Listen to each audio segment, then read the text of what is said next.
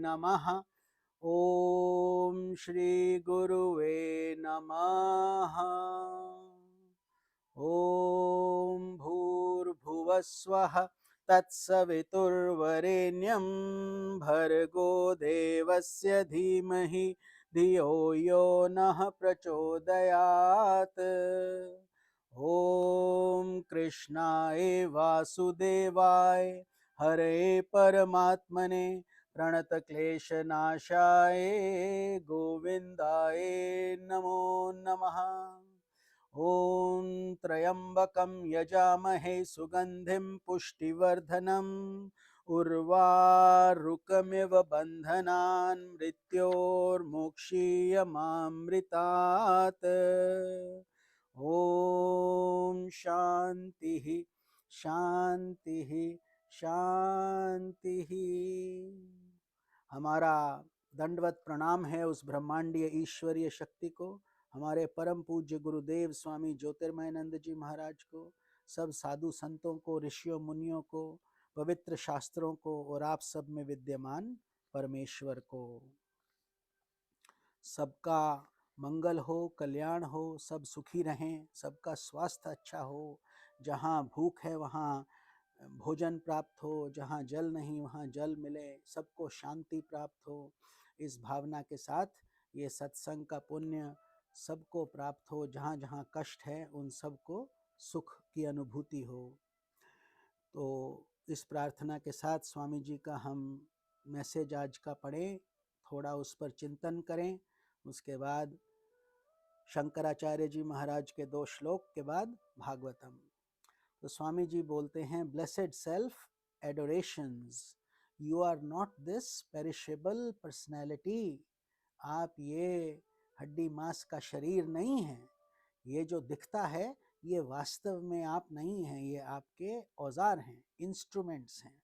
जैसे आप अपनी कार नहीं हैं, कार आपके उपकरण है, आपके यूज के लिए है, ऐसे ही ये शरीर आप नहीं हैं।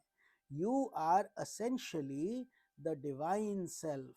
वास्तव में आप में भगवान की ही शक्ति विद्यमान है, भगवान का वास आपके अंदर है। This world is like a drama in which your personality plays a role. तो ये जीवन एक नाटक के समान ही है, और जैसे आप रात को सपना देखते हैं, सुबह उठते हैं तो कुछ भी नहीं रहता, ऐसे ही ये संसार में जो दीर्घ स्वप्न चल रहा है हम सबका, ये भी एक तरीके का नाटक ही है, और हम सबको इसमें अपना अपना रोल अदा करना है। Let it play its role perfectly. तो अपना काम पूरा चौकन्ने होकर, ध्यान लगाकर, पूरे मेहनत से कीजिए और उसमें संपूर्णता ले आइए। Things that you have to do them well, but with an internal detachment. जो भी करिए सबसे अच्छा करिए, लेकिन उसमें अहम भाव बिल्कुल नहीं आए, और मन से आप सब कुछ त्याग कर करिए, अंदर से उससे नहीं जुड़िए। जैसे काम, जैसे एक्टर्स को रोल मिलता है, कभी कुछ तो कभी कुछ, कभी हीरो बनते तो कभी विलन बन जाते हैं, लेकिन वो उससे जुड़ते नहीं हैं, केवल एक किरदार अदा करते हैं। ऐसे ही आप अपना जीवन में जो भी आपके समक्ष आए, उसको अच्छे तरीके से अपने कर्तव्य को निभाइए और अंदर से एकदम मुक्त होकर रहिए। Always remember, the real you is not dependent upon the fruits of action. तो जो आपके अंदर, जो आपकी आत्मा है, वो आपसे कुछ भी अपेक्षा नहीं रखती है। ये मन, बुद्धि और शरीर और इंद्रियां के भोग के लिए ही हम इधर उधर भागते रहते हैं, वरना आत्मा में तो शुद्ध शांति है, संपूर्ण आनंद है। So it is not also dependent upon the world of time and space. तो हम सब कुछ समय और सीमा में ही करते हैं, यहाँ पर या वहाँ पर या समय के अंदर, लेकिन जो आपकी आत्मा है वो समय और स्थान से भी परे है। इसीलिए तो हम बोलते हैं आत्मा अजर है, अमर है, इसको कोई भी 5 तत्व अफेक्ट नहीं कर सकते हैं, ये नित्य है, ये काटी नहीं जा सकती, डिवाइड भी नहीं होती है। यही आपके अंदर जो पुरुष बोला जाता है, दैट डिवाइन डिविनिटी, वो आपके अंदर जो शक्ति है वो है। वो हमें दिखती नहीं है, लेकिन उसकी वजह से ही सब संभव होता है। You are the everlasting self. तो यही आत्मा आपके साथ साथ चलती है जब तक आप मुक्त नहीं हो जाते हैं। हर जन्म में, हर शरीर में, हर योनि में ये आपके साथ साथ रहती है। You are the absolute self that abides in all. तो जो सब में है वही आप में भी है, अर्थात हम सब एक दूसरे से जुड़े हैं। कोई बड़ा नहीं है, कोई छोटा नहीं है। हम सब उस सूत्रधार के कंट्रोल में अपना अपना सांस लेते हैं। जब हमारा समय समाप्त हो जाता है तो हम बस जैसे बुलबुला पानी का अलग दिखता है, लेकिन पानी में ही समा जाता है, उसमें कुछ परिवर्तन नहीं आता। ऐसे ही हम सब में भी यही चक्र चलता रहता है। तो इस बात का गूढ़ चिंतन कीजिए, रिफ्लेक्ट, मेडिटेट एंड रियलाइज, अर्थात अपनी आत्मा को पहचान लीजिए, उसको पकड़ लीजिए। वहीं पर ही सुख का स्रोत है। वहीं से ही, जैसे गोमुख छोटा सा जगह से वहाँ गंगा निकलती है, लेकिन फिर पूरा आगे जाकर समुद्र में विलीन हो जाती है, लेकिन कितना लंबा यात्रा रहता है। ऐसे ही हमारे अंदर की आत्मा कई जन्म ले चुकी है और वो शरीर आते जाते रहते हैं, लेकिन आत्मा में बिल्कुल भी परिवर्तन नहीं आता। तो मे गॉड ब्लेस यू, दाइन स्वामी ज्योतिर्मयानंदा। तो इस ज्ञान को बोला जाता है सत्संग। जब हम सत का ज्ञान ले लें कि सत क्या है, सत आपकी आत्मा है, असत क्या है, बाकी सब कुछ असत है। जो दिखता है, जो आपको सत लग रहा है, वे वास्तव में सब असत है। अर्थात जो भी चीज जो पहले नहीं थी, अभी केवल प्रतीति मात्र है और बाद में भी नहीं रहेगी, उसको हम सत नहीं कह सकते। जो भी चीज परिवर्तित होती रहती है, wherever there is constant change cannot be stable, वो सत्य स्वामी जी एक नहीं मिनट, हो थोड़ी सकती। सी अपनी आवाज बढ़ा दीजिए स्वामी जी, थोड़ी आवाज आपकी कम है। ओके, अभी जी ठीक है? अभी बोलिए, अभी पता नहीं चला। हाँ, हरिओम तत्सत। जी अभी अभी अच्छा हो। हाँ, जी ठीक होना चाहिए। हाँ, जी thank you. Okay, no problem. तो ये इस गुरु जी के मैसेज का सार था, जो अभी हमने आनंद से एंजॉय किया है। तो इसको अपने जीवन में सदैव ध्यान रखिए। तो चलिए अपना हम छोटा सा भजन कर लें। शंकराचार्य जी के चरणों में दंडवत प्रणाम। इतना गूढ़ ज्ञान उन्होंने दिया है कि हम वैराग्य के मार्ग पर चलने की क्षमता रखें। तो वो बोलते हैं, भज गोविंदम, भज गोविंदम, गोविंदम भज मूढ़मते। भगवत गीता किंचित धीता, गंगा जल लव कणिका पीता। सग्रत पियेन मुरारी समर्चा, तस्य यमः किं कुरुते चर्चां। भज गोविंदम, भज गोविंदम, गोविंदम भज मूढ़मते। पुनरपि जननं, पुनरपि मरणं, पुनरपि जननी जठरे शयनम्। इहि संसारे बहु दुस्तारे, कृपया पारे पाहि मुरारे। भज गोविंदम, भज गोविंदम, गोविंदम भज मूढ़मते। तो क्या बोलते हैं शंकराचार्य जी इन दो श्लोकों में कि भगवत गीता किंचित धीता, अगर थोड़ा सा भी हमने, भगवत गीता मतलब कोई भी शास्त्र जो हमें उपनिषद से और भगवान से जोड़ता है, और गीता क्योंकि अधिकांशतः लोग पढ़ते हैं, इसलिए यहाँ शंकराचार्य जी ने गीता का संबोधन किया है कि थोड़ा भी अगर हमने इसमें इसका रस लिया है, और हमने तो बहुत गीता पढ़ा ही है और आप लोग अभी भी करते ही हैं, तो किंचित गीता, थोड़ा सा भी, एक भी श्लोक, आधा श्लोक, तो गंगा जल लव कणिका पीता, थोड़ा सा भी गंगा जल यदि हमने मुख से लगा लिया है, स्नान तो बहुत दूर की बात है, स्नान कर लिया तो बहुत ही सुंदर, लेकिन अगर थोड़ा सा जल भी मुंह में चला गया, सकृतपि ये न मुरारी समर्चा, और अगर थोड़ा सा भी आपने कृष्ण की चर्चा कर ली, मुरारी मतलब अगेन सब भगवान, केवल कृष्ण ही नहीं, कोई भी जो भी आपके इष्ट हैं उसका चर्चा कर लिया, तस्य यमः किम कुरुते चर्चाम, उनके पास यमराज के आने की हिम्मत ही नहीं है, उन्हें अथॉरिटी भी नहीं है। ऐसे भक्त लोगों के पास यमराज नहीं आते हैं। तो क्या कहाँ आते हैं? जहाँ पर पाप है, जहाँ पर अज्ञान है और जहाँ पर गलत काम हुए हैं। जो मनुष्य जीवन दिया गया था कल्याण के लिए, कल्याण करने के बजाय हमने उसका दुरुपयोग किया, ऐसे लोगों के लिए यमराज आते हैं। ये जो कल्पना जी, आवाज बहुत धीमी आ रही है स्वामी जी की। अभी भी आवाज थोड़ा वॉल्यूम वॉल्यूम तेज करें थोड़ा। हमारा वॉल्यूम तो पूरा है, अब आप अपना चेक करिए, आपका तो नहीं कम? नहीं, अभी अभी बढ़ी है स्वामी जी आपकी ना। अच्छा, हाँ ठीक है। जी, तो इसी इतने पे रहने दीजिए आप अपनी। ओके, ठीक है, हमारा तो पूरा वॉल्यूम है, इससे ऊपर नहीं हो सकता। तो ये इस श्लोक का असली अर्थ था। और दूसरा बताते हैं, पुनरपि जननम पुनरपि मरणम, अगर ये हम नहीं करेंगे, सत्संग से नहीं जुड़ेंगे, तो फिर जन्म होगा, फिर मृत्यु होगी, फिर जन्म होगा, फिर मृत्यु होगी, पुनरपि जननी जठरे शयनम, फिर माँ के गर्भ में 9 महीने रहना पड़ेगा, और कौन से गर्भ में रहना पड़ेगा ये भी नहीं पता, मनुष्य का गर्भ मिलेगा या पशु का गर्भ मिलेगा। तो इसीलिए पुनरपि जनने जठरे शयनम, फिर वहां पर हमको वो कष्ट से गुजरना होगा।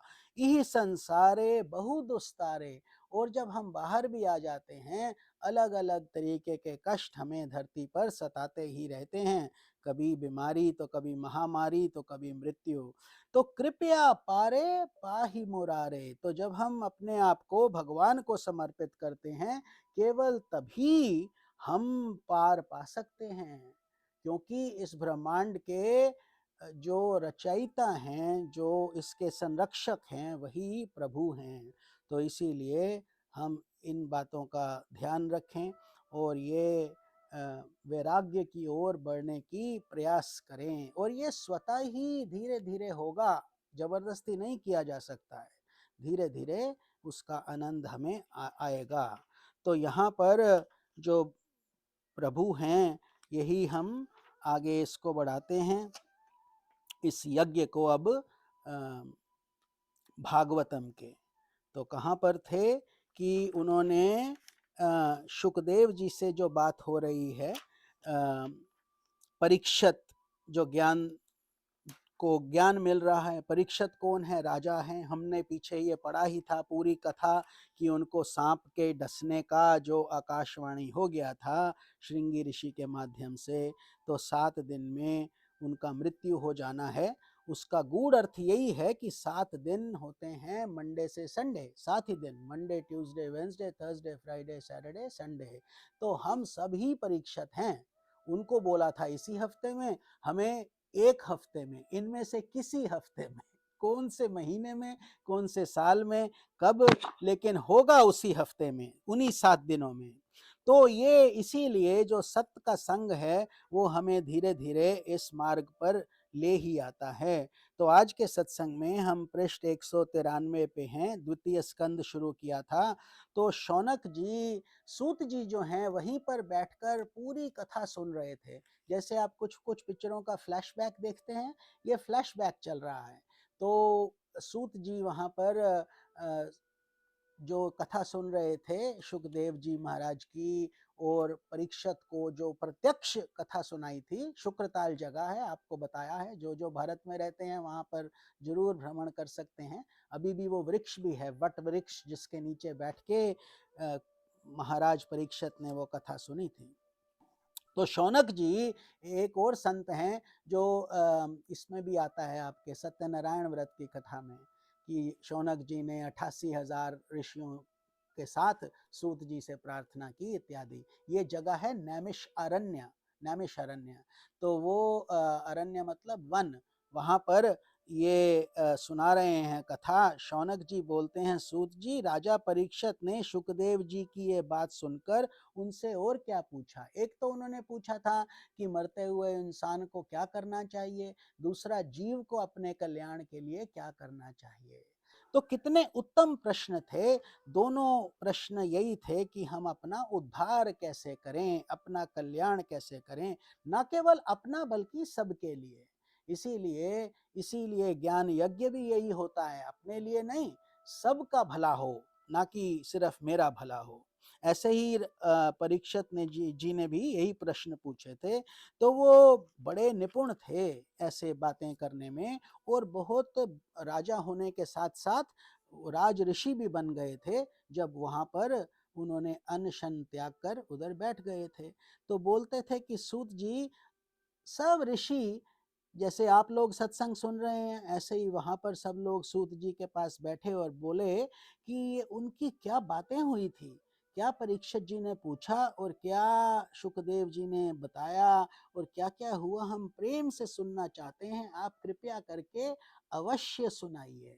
देखिए, सत्संग का एक नियम ये रहता है कि जब पूछा जाता है तभी गुरु कुछ बोलते हैं, और तभी वो कथा का श्रवण आगे बढ़ाते हैं, क्योंकि ये केवल पात्र को दी जाती है। पात्र, पात्र मीन्स डिजर्विंग सोल्स, क्योंकि जो इसका आदर नहीं करेगा वो उसमें फिर इन शास्त्रों का निरादर हो जाता है। इसीलिए बहुत श्रद्धा के साथ इनका श्रवण हमको करना चाहिए, क्योंकि संतों में सभा में ऐसा ही होता है कि भगवान की रसमयी लीला की ही कथा होती चलती है। इसीलिए इस भागवतम को भक्ति रस से भरपूर माना जाता है, क्योंकि ये बंजर भूमि में भी वर्षा की किरण ले आता है। इतना सुंदर ग्रंथ है। तो पांडुनंदन महारथी राजा परीक्षित बड़े भगवत भक्त थे। राजा तो थे ही, और कौन से, सीधा अर्जुन के ही पुत्र थे। अर्जुन के पुत्र थे अभिमन्यु, अभिमन्यु के पुत्र थे परीक्षित। तो बाल्यावस्था में ही खिलौने में भी खेलते समय वे श्री कृष्ण के ही गुड्डा गुड्डी बना के खेला करते थे, क्योंकि उनको यही कथाएं पता है कि हमारे दादाजी के साथ भगवान कृष्ण की गीता का प्रवचन हुआ था। ये सब वो जानते थे। तो शुकदेव जी भी जन्म से ही भगवत परायण थे, क्योंकि किनके बेटे हैं शुकदेव जी? व्यास मुनि के, जिसको हम व्यास गद्दी बोलते हैं, व्यास पीठ बोलते हैं। व्यास उच्चिष्ट मतलब ये पूरे शास्त्र, पूरे हमारा सनातन धर्म उन्हीं की ही देन है। उन्होंने इतने जो वेदस को विभाजित किया, पुराण लिखे, उपनिषद के ऊपर वो किए, ब्रह्म सूत्र, अर्थात हर तरीके से कोई भी संत कुछ भी नया नहीं बोलेगा। जो भी बोलेगा व्यास उच्चिष्ट मतलब व्यास जी उसको चख चुके हैं। जैसे शबरी के उच्चिष्ट बेर भगवान राम खाए थे, अर्थात शबरी के चखे हुए बेर, फिर भी भगवान को सबसे प्रिय वही थे। ऐसे ही व्यास उच्चिष्ट सब कुछ है, उसी का ही सत्संग आगे बढ़ता है, क्योंकि उन्हीं के पुत्र शुकदेव जी थे। तो व्यास जी ने ही ये महाभारत और ये इतने बड़े बड़े ग्रंथ भागवतम इत्यादि लिखे हैं, और शुकदेव जी ने उनका बहुत सुंदर वर्णन किया है। तो ऐसे संतों के सत्संग में भगवान के मंगलमय गुणों की दिव्य चर्चा अवश्य ही हुई होगी। वो पूछ रहे हैं कि भगवान के क्या क्या एट्रीब्यूट्स हैं, क्या क्या गुण हैं। जैसे आप जब कुछ सोचते हैं तो देखते हैं कि कैसा घर बार है, कैसा घर है, उसमें क्या क्या सुविधाएं हैं। ऐसे ही जब हम सत्संग में जुड़ते हैं तो संतों की अद्भुत अलौकिक क्रियाओं को हम देखते हैं, और भगवान की भी। तो जिसका समय भगवान श्री कृष्ण के गुणगान में अथवा श्रवण में व्यतीत हो रहा है, जैसे अभी आप लोग कर रहे हैं, उसके अतिरिक्त सभी मनुष्यों की आयु व्यर्थ जा रही है। अर्थात जितना भी समय हम संसार में, सोने में, गप्पों में, इधर उधर फिल्म देखने में, इधर उधर हम व्यर्थ में गवा देते हैं, वो समय सब व्यर्थ हो जाता है। जो समय भगवान से जुड़ने में लगता है, जैसे सत्संग, स्वाध्याय, कीर्तन, ध्यान, जप, तप, ये सब आपको उस मार्ग पर ले जाता है और आपका परलोक भी सुधार देता है। बाकी सब काम केवल व्यर्थ हैं। ये भगवान सूर्य प्रतिदिन अपने उदय और अस्त में उनकी आयु छीनते जा रहे हैं। उनकी ही नहीं, हम सब की भी। हम जो भी कार्य केवल रजस और तमस में करते हैं, वो हमारे लिए कल्याणकारी नहीं होते और हमारा आगे से कल्याण नहीं हो पाता है। तो क्या इस तरीके से भगवान, ये साधु संत ज्ञान पा रहे हैं कि क्या वृक्ष नहीं जीते? सब तो जीते हैं। हम सोचते हैं नहीं, हम इतना और कर लें, इतना और कर लें, फिर हम रिटायर होंगे, थोड़ा और हमारा 401k बढ़ जाए, थोड़ी और प्रॉपर्टीज बड़ी हो जाएं। अरे आज तक कोई इन चीज़ों से सुखी हुआ है क्या? इतना इतना सब होने पर भी लोगों को रात को नींद नहीं आती, पलंग पर परेशान रहते हैं और सब कुछ होने के बाद भी सुख नहीं मिलता है। तो ये सुख मिलेगा कब? जब आप एकदम बालक की तरह शुद्ध हो जाएंगे, भगवान से जुड़ जाएंगे। तो जिनके कान में भगवान श्री कृष्ण की लीला कथा कभी नहीं पड़ी, तो ये बताते हैं ऋषिगण, वे नर पशु, कुत्ते, ग्राम सूकर, ऊंट और गधे से भी गए बीते हैं। क्यों गए बीते हैं? क्योंकि मनुष्य होकर भी ये सब नहीं कर पाए। इसी योनि में ये सब संभव हो पाता है। तो आप देखिए, आप सब लोग कितने भाग्यवान हैं जो सत्संग से जुड़ गए हैं, वरना जो इससे नहीं जुड़ते हैं उनका जीवन समझो व्यर्थ ही चला जाता है। क्योंकि बहुत अनमोल होता है मनुष्य जीवन मिलना, छोटा बात नहीं है। 84 लाख योनियों में मनुष्य योनि प्राप्त करना बहुत किस्मत से मिलता है। तो सूत जी, जो मनुष्य भगवान श्री कृष्ण की कथा कभी नहीं सुनते, उनके कान बिल के समान हैं। बिल के समान क्यों? क्योंकि उसमें सांपों का वास है, सांप ही रहेंगे। अगर केवल न्यूज़ ही सुनते रहे, पॉलिटिक्स की ही बात करते रहे, गप्पे ही हाँकते रह गए और ये सब नहीं किया, तो समझो आपके कान कान नहीं हैं, वो सांप के रहने के बिल हैं। जो जीभ भगवान की लीलाओं का गायन नहीं करती, वे मेंढक की जीभ के समान टर टर करने वाली है। उसका तो ना रहना ही अच्छा है। क्यों? क्योंकि वो केवल कर्कश आवाज आता है। जैसे कुत्ते के भौंकना हमको अच्छा नहीं लगता है, ऐसे ही मेंढक का टर्राना भी अच्छा नहीं लगता है। तो जो भगवान की कथा के अलावा ये सब बातें हो रही हैं, ये सब टर टर ही है। और अगर आपको उसमें अभी आनंद आ रहा है, तो समझो कि अभी इस मार्ग पर हमें और तीव्र गति से चलना है। अभी दिल्ली थोड़ी दूर है। जो सिर कभी भगवान श्री कृष्ण के चरणों में झुकता नहीं है, वे रेशमी वस्त्र से सज्जित और मुकुट से युक्त होने पर भी बोझा मात्र ही है। श्री कृष्ण का मतलब केवल श्री कृष्ण नहीं, कोई भी भगवान, कोई भी इष्ट देव, भगवान एक ही है। अगर आप देवी पुराण पढ़ेंगे, उसमें देवी की बात होगी। यहाँ पर भागवतम है तो कृष्ण की बात है। जब आप रामायण पढ़ेंगे तो राम। ये सब अलग अलग नहीं है, एक ही भगवान के अलग अलग रूप हैं। जैसे आप कभी काम पे जाते हैं तो आप एम्प्लॉई हैं, जब आप घर आ जाते हैं तो आप माँ हैं और बेटी भी हैं अपनी माँ की। इस तरीके से एक ही भगवान है, इसमें हमको कंफ्यूज नहीं होना है। तो और आपको प्रतिबंध भी नहीं है। यदि हनुमान जी का प्रार्थना करते हैं, साथ में कृष्ण का भी करते हैं, तो और आनंद आता है, और भक्ति बढ़ता है, और आपका आध्यात्मिक उन्नति होता है, क्योंकि आप हनुमान जी के ही दूसरे रूप का पूजन कर रहे हैं। ऐसा समझना चाहिए। क्योंकि ये गूढ़ भेद में लोग समझते नहीं हैं, उसी में फंस जाते हैं।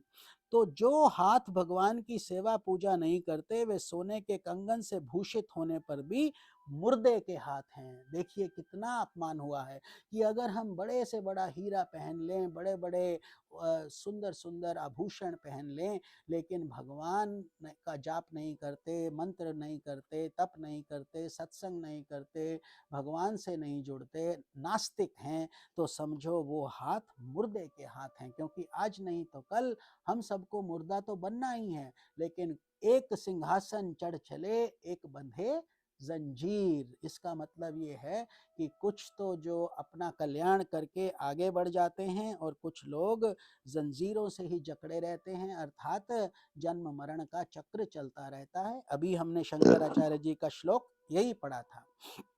तो जो आंखें भगवान की याद दिलाने वाली मूर्ति, तीर्थ, नदी आदि का दर्शन नहीं करती, वे मोरों के पंखों में बने हुए आंखों के चिन्ह के समान निरर्थक हैं। अर्थात एक एक हम आपके अंग की बात कर रहे हैं कि वो किस लिए बनाई गई हैं। आंखें बनाई गई हैं भगवान को निहारने के लिए, शास्त्र पढ़ने के लिए, ना कि केवल इधर उधर की चीजें करने के लिए, देखने के लिए। तो काम आंखों का तभी है जब वो असली तथ्य को पकड़ें।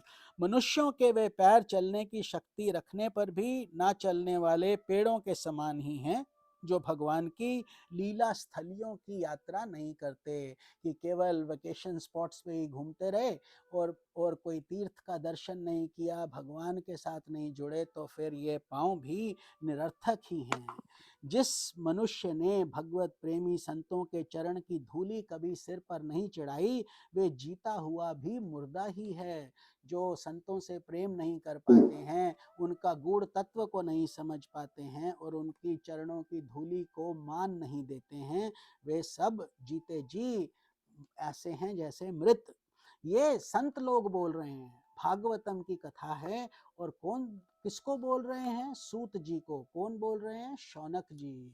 तो ये जिस मनुष्य ने भगवान के चरणों पर चढ़ी हुई तुलसी के सुगंध लेकर उसकी सराहना नहीं की, वो श्वास लेता हुआ भी श्वास रहित शव है। अर्थात हम सबका जीवन का उद्देश्य यही होना चाहिए कि हमें भक्ति रस जाग जाए और भगवान की कृपा हो जाए, कि सत्संग अच्छा लगने लगे, उसके गूढ़ महत्व में हमें समझ आने लगे, वैराग्य धीरे धीरे बढ़ने लगे। सूत जी, वे हृदय नहीं लोहा है जो भगवान के मंगलमय नामों का श्रवण कीर्तन करने पर भी पिघल कर उन्हीं की ओर बह नहीं जाता। अर्थात हृदय को कैसा होना चाहिए? कमल के समान कोमल, नरम, और जैसे मधु बहता है ऐसे ही हमारे अंदर की भावनाएं बहनी चाहिए। जिस समय हृदय पिघल जाता है, उस समय नेत्रों में आंसू छलकने लगते हैं और शरीर का रोम रोम खिल उठता है। तो ऐसा ही ज्ञान होना चाहिए जो अश्रुओं के साथ मिश्रित हो, वरना केवल ज्ञान शुष्क हो जाता है, उसमें अहंकार भर जाता है। उस ज्ञान से हमारा कल्याण नहीं हो सकेगा, चाहे कितना ही हम कंठस्थ कर लें, कितने ही उपनिषद पढ़ लें, क्योंकि ये भगवान की प्राप्ति का मार्ग है, थोड़ा विभिन्न है, संसार से थोड़ा विभिन्न है। तो हमें इसमें पूर्ण आहुति देनी पड़ेगी अपने तन, मन और धन से। तो प्रिय सूत जी, आपकी वाणी हमारे हृदय को मधुरता से भर देती है। तो जैसे खूब धूप में एकदम कहीं पर भी वर्षा ना हुई हो और सडनली बहुत भारा घमासान बादल आकर वर्षा कर दें, ऐसा ही आनंद संतों के सत्संग से प्राप्त होता है। इसीलिए यही आनंद ये सब सत्संग का ही आनंद ले रहे हैं सब साधु संत मिलकर। इसलिए भगवान के परम भक्त आत्मविद्या विशारद श्री शुकदेव जी ने परीक्षित के सुंदर सुंदर प्रश्न करने पर जो कुछ कहा, वह संवाद आप कृपा करके हम लोगों को सुनाइए। अर्थात कि कुछ भी नहीं छोड़िए, हमें सब कुछ बताइए कि आपने कैसे कैसे उनका क्या क्या आपने सुना सुखदेव जी महाराज से। तो अब सूत जी बोलते हैं। अभी तक कौन बोल रहे थे? शौनक जी। तो सूत जी कहते हैं, सुखदेव जी के वचन भगवत तत्व का निश्चय कराने वाले थे। अर्थात जितने भी लोग वहां पर बैठे थे, उन सब का अत्यंत कल्याण हुआ। सबसे अधिक परीक्षित जी का, उत्तरानंदन राजा परीक्षित ने उन्हें सुनकर अपनी शुद्ध बुद्धि भगवान श्री कृष्ण के चरणों में अनन्य भाव से समर्पित कर दी। अर्थात कोई और ध्यान उनको नहीं था, मन बुद्धि इंद्रियां सब सीमित हो गई थी। शरीर, पत्नी, पुत्र, महल, पशु, धन, भाई बंधु और निष्कंटक राज्य में नित्य के अभ्यास के कारण उनकी दृढ़ ममता हो गई थी। तो ये राजा थे, इतना वैभव था, हर तरीके की सुख संपत्ति थी, और उनमें अर्थात इन सब चीजों में जो जो आपको बोला, अपना शरीर, अपनी पत्नी, पुत्र, ये हमारी भी बात हो रही है। केवल परीक्षित का ही ध्यान नहीं दीजिए, अपने बारे में भी सोचिए कि हमारा शरीर पे हम कितना ध्यान देते हैं, अपने पति पत्नी पर कितना, पुत्र, महल, पशु, धन, भाई बंधु, और ये हमारी संपत्ति, निष्कंटक इत्यादि, इसमें ममता दृढ़ हो गई थी परीक्षित की भी और हम सब की भी है। लेकिन परीक्षित ने एक क्षण में ही उन्होंने उस ममता का त्याग कर दिया, एक क्षण में ही। अर्थात उनको ये विचार नहीं आया कि अब मैं इनके साथ थोड़ी देर और रुक लूं, थोड़ा और इससे अपने शरीर को सुख दे लूं, थोड़ा पत्नी के साथ बैठ जाऊं, ये सब नहीं। जैसे ही पता चला 7 ही दिन हैं, तो उसी क्षण उन्होंने उस सब ममता का त्याग कर दिया। और ये ममता का त्याग करना ही तो अध्यात्म की परिकाष्ठता है। अध्यात्म में ऊंचा उठने के लिए ममता मतलब मेरापन, मैं मेरा तू तेरा, इसी को संसार बोला जाता है। तो ममता मीन्स माइंडनेस, मेरे बच्चे, मेरा घर, मेरे मेरे भाई बंधु, मेरा संपत्ति, मेरा शरीर, मेरा पुत्र, इस तरीके से ये सब का सब ममता है। क्योंकि कितना ही चाहे अच्छा लगे हमें, कितना ही मधुर लगे, वास्तविकता क्या है कि हम अकेले ही मुट्ठी बांध कर आते हैं और हाथ खोल कर चले जाते हैं, ना कुछ लेकर आते हैं ना कुछ लेकर जाते हैं। बीच में जो दिखता है ये सब प्रतीति मात्र ही है, एक दीर्घ स्वप्न ही है। तो ये हमें हमेशा ध्यान रखना है कि ये हम एक पुल पर हैं। पुल का काम क्या है? केवल उसको क्रॉस कर जाओ, यहाँ चले हो, उस तरफ निकल जाओ और आगे बढ़ो।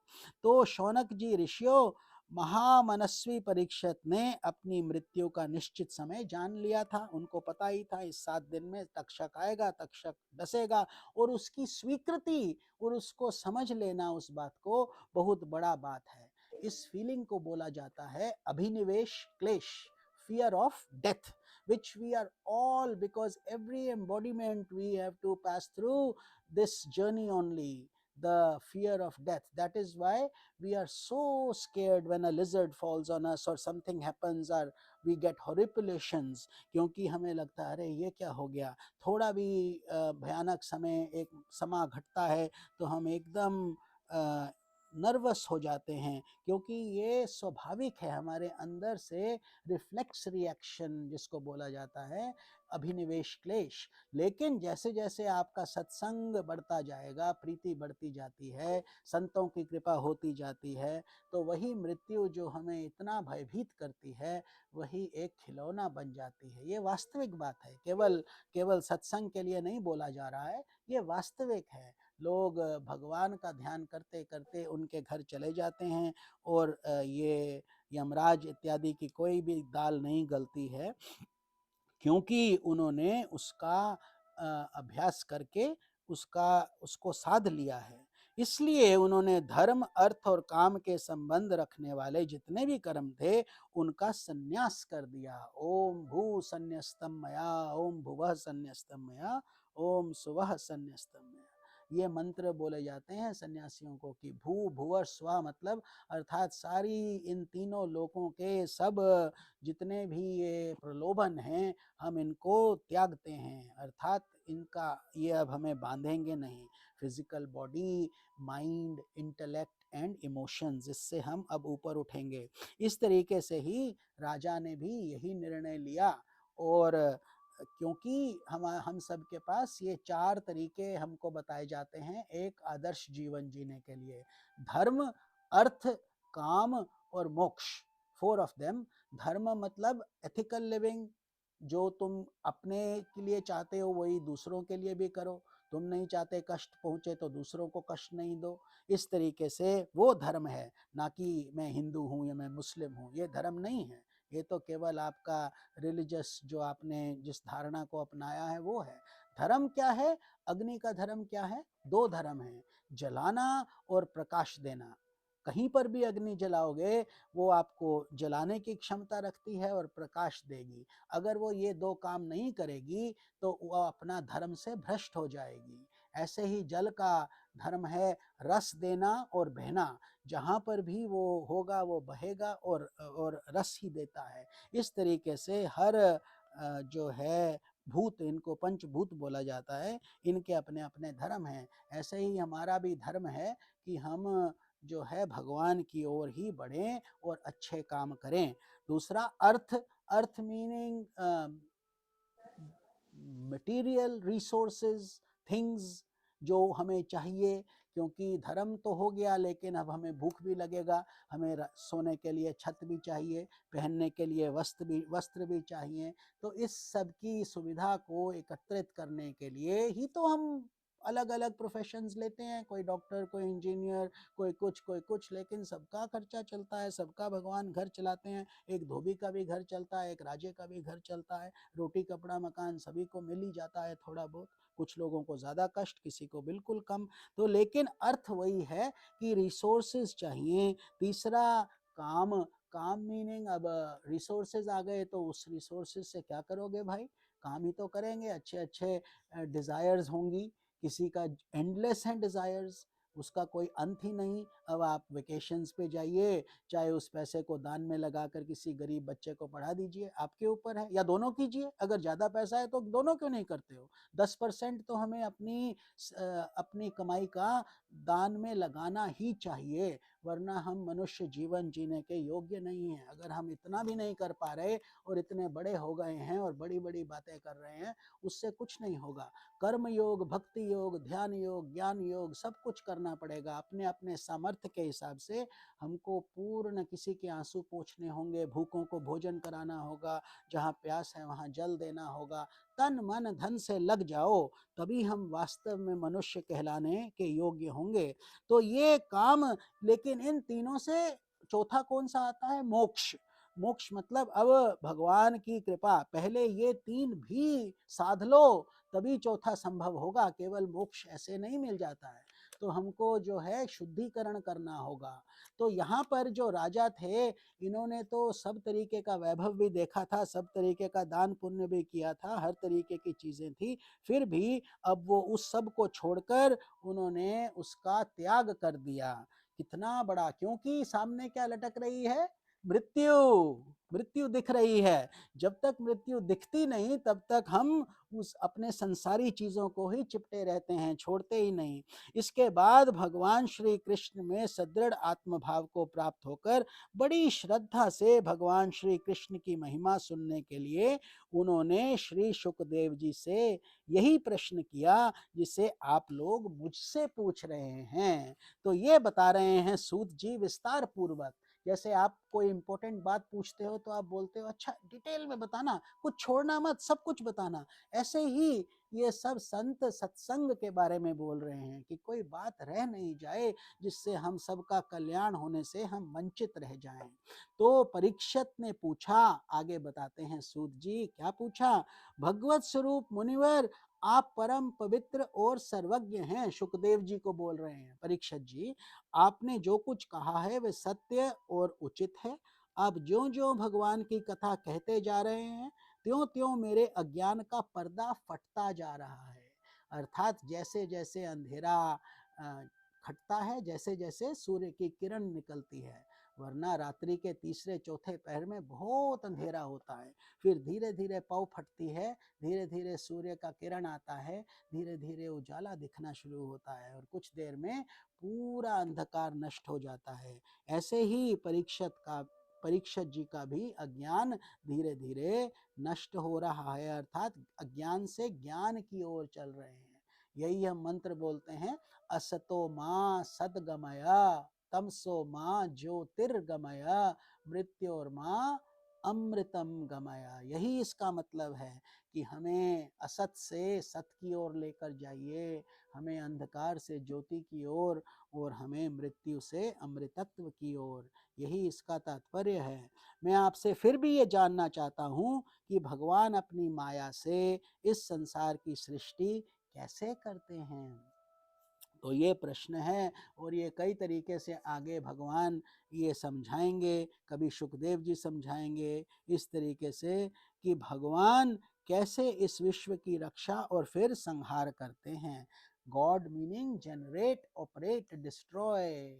जी फॉर ब्रह्मा जी, जनरेट, जो सृष्टि करते हैं, संसार का उत्पादन होता है, वो ब्रह्मा जी के डिपार्टमेंट है। विष्णु जी का संरक्षण करना, सस्टेनेंस, ऑपरेट करना, और उसके बाद संहार करना भोलेनाथ का, डिस्ट्रॉय।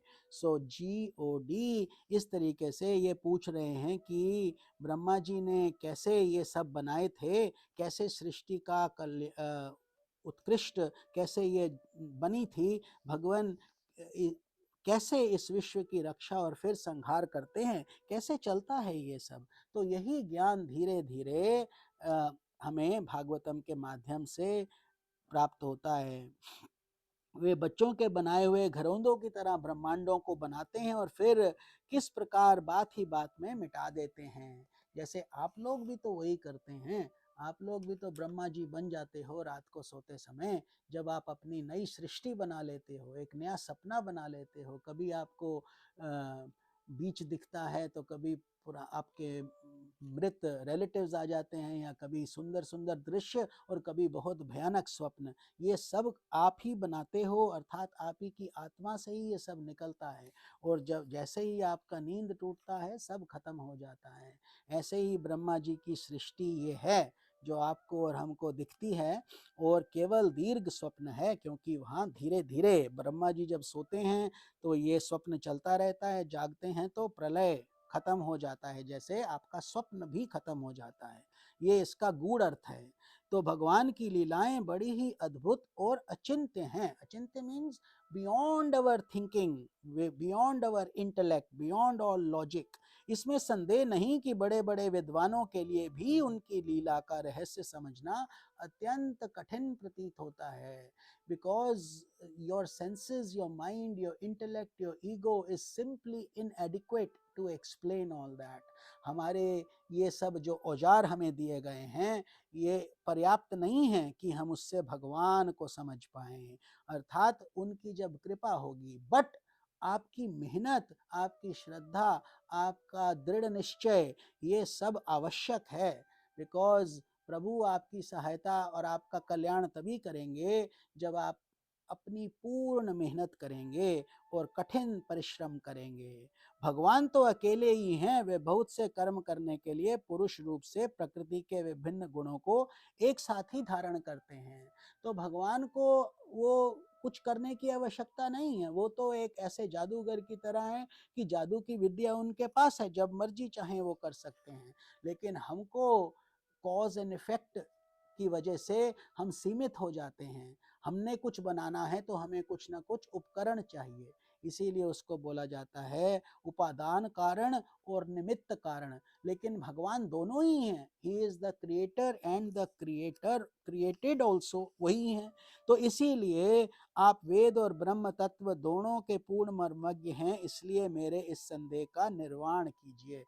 तो परीक्षित जी ने ये प्रश्न और कई आगे प्रश्न पूछेंगे। तो भागवतम तो बहुत आनंद भरा, रस भरा और बहुत लंबा है, इसमें 12 स्कंद हैं, हम तो केवल अभी दूसरे स्कंद पर ही हैं। तो जब राजा परीक्षित ने भगवान के गुणों का वर्णन करने के लिए कहा, तो शुकदेव जी ने भगवान श्री कृष्ण का बारंबार स्मरण करते हुए अपना प्रवचन आरंभ किया। बोलिए श्री शुकदेव महाराज की जय। श्री शुकदेव जी ने कहा, उन पुरुषोत्तम भगवान के चरण कमलों में मेरा कोटि कोटि प्रणाम है, जो संसार की उत्पत्ति, स्थिति और प्रलय की लीला करने के लिए सत्व, रज और तम गुण तीनों शक्तियों को स्वीकार कर ब्रह्मा, विष्णु और शंकर रूप धारण करते हैं। जो अभी आपको बताया, अर्थात भगवान ही अब यहाँ पर हम उनको कृष्ण के रूप में पूज रहे हैं, लेकिन है वो ब्रह्मांडीय ईश्वरीय शक्ति जो हम अपने प्रार्थना में बोलते हैं। एक ही शक्ति विभिन्न विभिन्न रूप लेती है जो इस समय संसार में, इसीलिए बोला जाता है यदा यदा ही धर्मस्य ग्लानिर्भवति भारत अभ्युत्थानम धर्मस्य तदात्मानं सृजाम्यहम् परित्राणाय साधूनां विनाशकाय च दुष्कृताम् धर्म संस्थापनार्थाय संभवामी युगे युगे। अर्थात भगवान अलग अलग रूप से अलग अलग तरीके से जन्म लेते ही रहते हैं, लेकिन वो ब्रह्म के रूप से फिर तीन में बट जाते हैं। ब्रह्मा विष्णु और शंकर का रूप धारण करते हैं और अंत में ब्रह्मा भी चले जाते हैं, विष्णु और शिव, और उसके बाद एक नया ब्रह्मा, नया विष्णु, नया शिव, ये टाइटल्स हैं। जैसे प्रेसिडेंट, वाइस प्रेसिडेंट, सेक्रेटरी, ये वो, तो टाइटल वही रहता है लेकिन लोग आते जाते रहते हैं। ऐसे ही यहाँ पर भी भगवान तो एक ही हैं, लेकिन उसके अंदर उनकी सत्ता के अंदर चतुर्युगियों में घूमते घूमते ये सब अलग अलग भगवान ये सृष्टि में हमारा कल्याण करते रहते हैं। और लेकिन ये टाइम प्रिंसिपल इतना लंबा रहता है कि एक युग को 3.2 मिलियन ईयर्स से नापा जाता है। तो हम सबको वरी करने का जरूरत नहीं है, हम तो 70, 80, 100, 110 कोई बहुत जिएंगे तो वरना आजकल तो हमें पता ही है कि स्वास्थ्य की दिक्कत ये वो, तो हमें ये देखना है कि सृष्टि निरंतर चलती आई है, चलती रहेगी, और मार्ग बुद्धि के विषय नहीं है, जो स्वयं अनंत हैं और जिनकी महिमा भी अनंत हैं। अर्थात हम इनको बुद्धि से नहीं पकड़ पाएंगे, भगवान को ना मन से पकड़ पाएंगे। माइंड, इंटेलेक्ट, बॉडी, सेंसेस, हम तो केवल इन उपकरणों से क्या कर सकते हैं, दिया जला सकते हैं, बैठ के भगवान का ध्यान कर सकते हैं, कुछ जल दे सकते हैं, और उससे हम भगवान को प्राप्त कर सकते हैं। इसीलिए गीता में एक श्लोक आता है, उद्धरेत आत्मात्मनात्मानम नात्मानम अवसादयेत। अपने छोटे जो है सेल्फ को अपने बड़े सेल्फ से उठाओ, उसको तुम खुद ही उठाओ, खुद ही अपना कल्याण करना पड़ेगा, वरना अब पछताए होत क्या जब चिड़ियाँ चुग गई खेत। इसीलिए जब समय ठीक है, स्वास्थ्य ठीक है, अभी सुविधाएं हैं, तो जुट जाओ। हम पुनः बार बार उनके चरणों में नमस्कार करते हैं जो सत्पुरुषों का दुख मिटाकर उन्हें अपने प्रेम का दान करते हैं, दुष्टों की सांसारिक बढ़ती रोककर उन्हें मुक्ति देते हैं, तथा जो लोग परमहंस आश्रम में स्थित हैं उन्हें उनकी भी अभीष्ट वस्तु का दान करते हैं। अर्थात भगवान कृपा करते ही हैं। जब हम एक कदम लेते हैं भगवान की ओर तो भगवान 100 कदम लेते हैं, लेकिन एक कदम तो हमको लेना पड़ेगा और लेते रहना पड़ेगा, तभी हमारा कल्याण होगा। क्योंकि चर अचर समस्त प्राणी उन्हीं की मूर्ति हैं, इसीलिए उनका पक्षपात नहीं होता। भगवान पार्शियलिटी नहीं करते हैं, किसी भक्त को दूसरे भक्त से ज़्यादा प्यार नहीं करते। एक अच्छा गुरु भी ऐसा ही करता है। हम सब उनके पात्र जरूर बनते हैं, लेकिन हमारी पात्रता, हमारी अपना मेहनत कितना है, वो हमारे ऊपर निर्भर है। जो बड़े ही भक्तवत्सल और हठपूर्वक भक्तिहीन साधना करने वाले लोग, उनके समान किसी का ऐश्वर्य नहीं है। अर्थात भगवान का ऐश्वर्य, जिसको इसीलिए भगवान कहा जाता है, अर्थात 6 attributes that most people don't have them all combined. They may have 1 or 2 or 3 but they will not have all 6। ऐश्वर्य, धर्म, यश, श्री, ज्ञान और वैराग्य।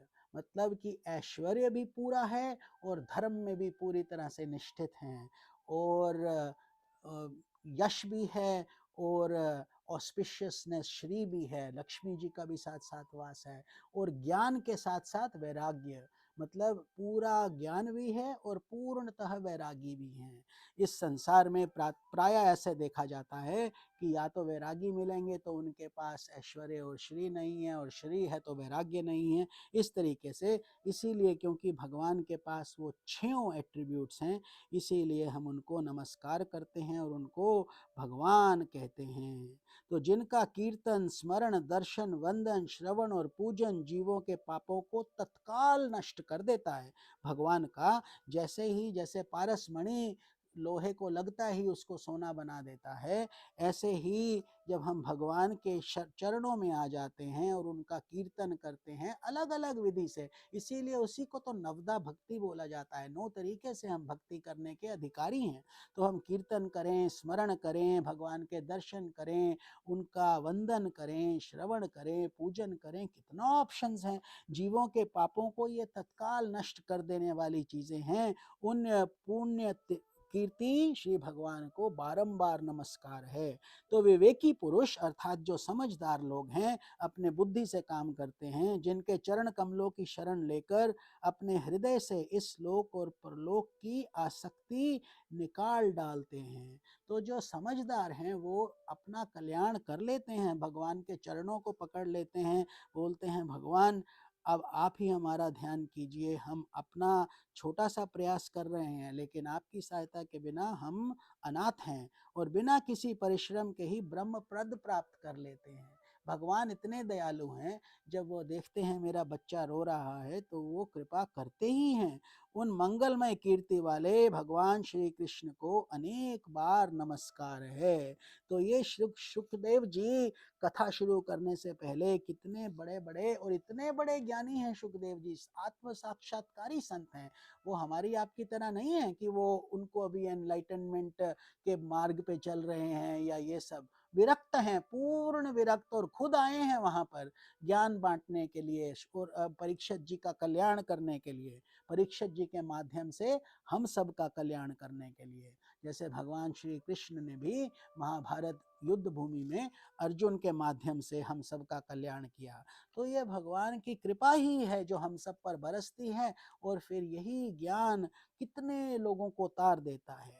बड़े बड़े तपस्वी, दानी, यशस्वी, मनस्वी, सदाचारी और मंत्रवेदा जब तक अपनी साधनाओं को तथा अपने आप को उनके चरणों को समर्पित नहीं कर देते, तब तक उन्हें कल्याण की प्राप्ति नहीं होती। कितना ही दान कर लो, कितना ही तप कर लो, कितना ही बड़ा बड़ा यश कमा लो, प्रेसिडेंट बन जाओ, बड़े बड़े धन कमा लो, मनस्वी बन जाओ और बड़े बड़े मंत्रों को याद कर लो, लेकिन अगर शरणागति नहीं सीखी, आंख में आंसू बहाकर भगवान के आगे दंडवत करना नहीं सीखा, अपने अहंकार को खोना नहीं सीखा, तब तक समझ लो कि हमें कल्याण की प्राप्ति नहीं होगी। ये सब चीज़ें संसार के हमारे मरते ही यहीं छूट जाएंगी और साथ कुछ नहीं जाने वाला।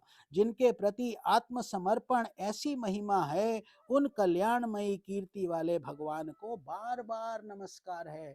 इसीलिए सुखदेव जी महाराज जो खुद आत्मज्ञान प्राप्त कर चुके हैं, पराकाष्ठा आ चुकी है, उन्हें अब किसी चीज की आवश्यकता नहीं है, फिर भी वो विवल होकर भगवान के चरणों में बार बार दंडवत प्रणाम कर रहे हैं। फिर कहते हैं वही भगवान ज्ञानियों के आत्मा हैं।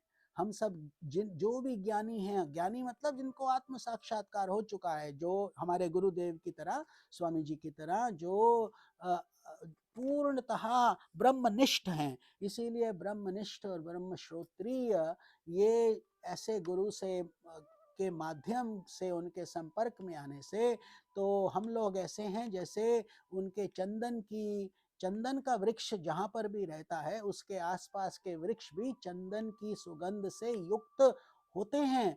और हम सब का यही शुभ नसीब है जो हम इतने बड़े चंदन के वृक्ष के साथ जुड़े हैं। तो कुछ सुगंधी जो आपको शायद आती हो, वो उन्हीं के माध्यम से ही आ रही है, वही उन्हीं का कल्याण है। तो वही भगवान ज्ञानियों के लिए भी उनकी आत्मा ही हैं, भक्तों के भी वो स्वामी ही हैं, और कर्म कांडियों के लिए भी वो वेद मूर्ति ही हैं। अर्थात आप भगवान को कहीं से भी पकड़ लो, चाहे कर्म करके पकड़ लो, भक्ति से ले लो, ध्यान से ले लो या ज्ञान से ले लो, लेकिन इंटेग्रल योगा करोगे, संपूर्ण योगा करोगे, तो सब कुछ इस कलयुग में बहुत आसान हो जाएगा। जैसे आप जब भोजन करते हो तो केवल एक ही वस्तु नहीं करते, आप थोड़ा कार्बोहाइड्रेट्स, थोड़ा प्रोटीन, थोड़ा फैट, थोड़ा सैलेड, इस तरीके से आप अलग अलग चीज़ें खाते हैं और पौष्टिक हो जाते हैं। इसी तरीके से हमें थोड़ा भक्ति, थोड़ा ज्ञान, थोड़ा सेवा, थोड़ा कर्म धर्म, ये सब हमको करना ही चाहिए। और जैसे जैसे आयु बढ़ता है हमको वैराग्य भी आना ही चाहिए। तो कर्म ये धर्मियों के लिए धर्म मूर्ति हैं और तपस्वियों के लिए तपः स्वरूप हैं। अर्थात जिस भावना से आप भगवान को पूजेंगे उसी भावना से भगवान आपको प्रकट हो जाएंगे। ब्रह्मा शंकर आदि बड़े बड़े देवता भी अपने शुद्ध हृदय से उनके स्वरूप का चिंतन करते हैं और आश्चर्यचकित होकर देखते रहते हैं। आपने देखा ही होगा वो चित्र जिसमें विष्णु जी तो क्षीर सागर में लेटे हैं, लक्ष्मी जी उनके पांव दबाती हैं और उनकी नाभि से कमल रूप में ब्रह्मा जी वहां पर उत्पन्न हुए थे। तो वे मुझ पर ही अपने अनुग्रह की प्रसाद की वर्षा करें, ऐसा सोचकर हमें भगवान के से एकदम याचक बनकर आंख में आंसू भरकर भगवान के पास बैठना चाहिए। सब कुछ भूलकर अपना मान सम्मान घर पैसा सब कुछ छोड़कर केवल श्रद्धा के साथ भगवान के सामने अपने पूजा रूम में भगवान को बैठकर उनका ध्यान कीजिए, जो समस्त संपत्तियों की स्वामिनी लक्ष्मी देवी के पति हैं। तो इस कॉन्टेक्स्ट में, वरना जैसे जैसे आपकी दिन की पूजा है भगवान एक तो एक ही है, आप उस हिसाब से भी कीजिए। समस्त यज्ञों के भोक्ता और फलदाता हैं, प्रजा के रक्षक हैं, सबके अंतर्यामी और समस्त लोगों के पालनकर्ता और पृथ्वी देवी के भी स्वामी हैं। तो इनको भूदेवी और लक्ष्मी देवी दोनों का पति माना जाता है विष्णु जी को।